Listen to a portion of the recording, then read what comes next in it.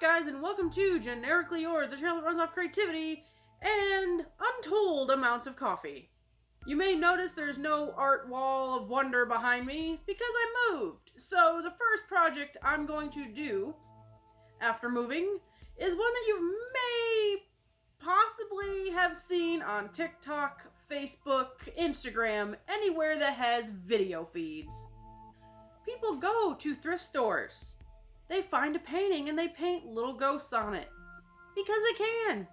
And because it's cute. The more I seen these pop up for me, I thought, you know what, that looks like fun. I want to play too. So I found this little guy at Goodwill for like $4.99. And I thought, you know what, this could be interesting and different to paint ghosts on. I'm going to go ahead and try it. Going to see how it works out. Maybe do something a little different. But I do know one thing, it's going to have to be tiny. And I mean tiny. Wish me luck. I thought for sure I was going to end up missing out on this trend completely because I had in my mind an idea of what I wanted for a picture. And of course, when you have something specific in mind and you try to find that at a thrift store, it hardly ever happens. Because I wanted something that was small and easy to store, and I wanted something that was unique and kind of different. And I thought, by the time I find something that specific, it's going to be next year or 2 years from now, and I'll have to do it, and no one will even remember that this was a thing.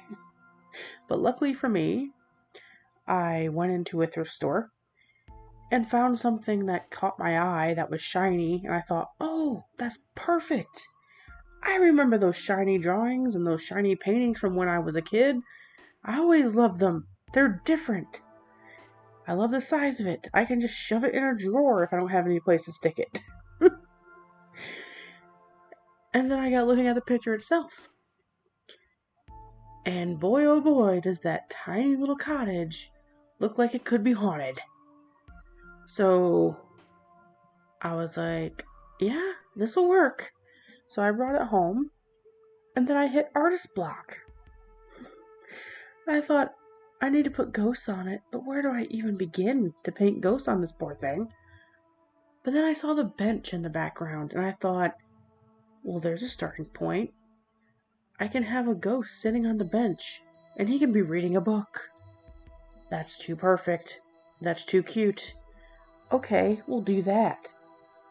Then I noticed that the little cottage has an open window, and I thought, perfect, another ghost can go in the window, because every haunted cottage or haunted house has a ghost in the window. It's just a matter of fact. So there has to be a ghost in the window. Duh.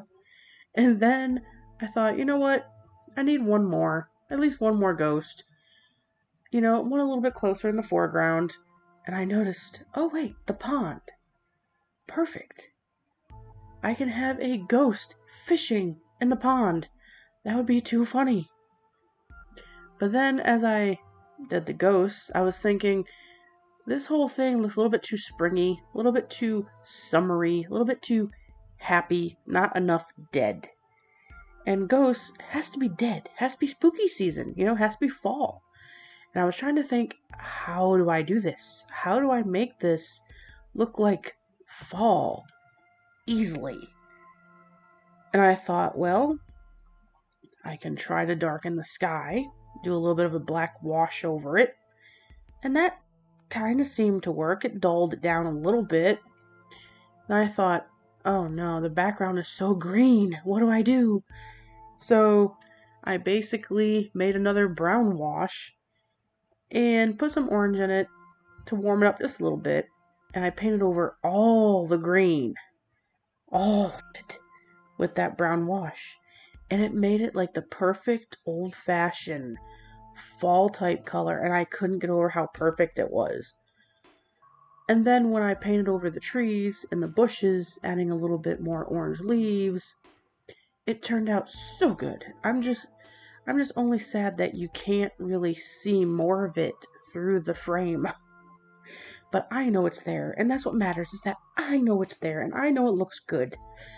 Then, of course, I had to paint over the door and put a big, heavy wooden door because that's more spooky than the little gate. And I wanted it kind of hidden in the bushes like the original, so I painted over it just a little bit. I'm very happy with how that door turned out. It fits the drawing way, way more. And I had to add bats because the ghosts need friends. And then just put the staple back in. We're good.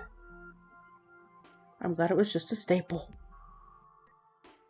Well, guys, with a bunch of acrylic paint, a large amount of patience, a tiny paintbrush, and a steady hand, it's done. I'm quite happy with it. I managed to keep some of the shiny parts in, which, makes it still kind of like the original. I made it look as fall-like as possible, and it turned out super freaking cute. I'm really glad that I was in the right place at the right time and was able to find this picture because it allowed me to take part in something that's quirky and weird. And as we all know, that's definitely up my alley. Make sure you guys comment below. Let me know, have you painted any thrift store paintings? If you guys haven't done it yet, please make sure to hit the subscribe button and hit it hard. That way you can be around for the creativity, the coffee, and the strangeness. And don't forget, on the way out, means a lot, hit that like button.